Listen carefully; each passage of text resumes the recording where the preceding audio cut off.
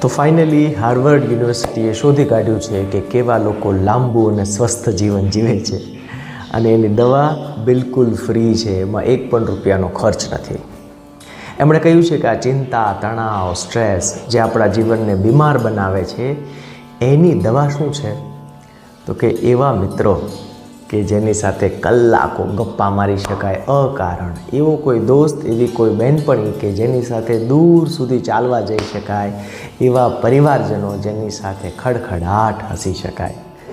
જ્યારે આપણે સ્ટ્રેસમાં હોઈએ છીએ ત્યારે કોઈ ગંભીર ફિલોસોફી વાંચવાની કે સાંભળવાની જરૂર નથી, પણ જરૂર છે ગુણવત્તાયુક્ત સંબંધ બનાવવાની, એને નિભાવવાની. કેમ લાગે છે? તમારી આસપાસ આવી દવા છે ને? વિચારીએ સહજના સથવારે.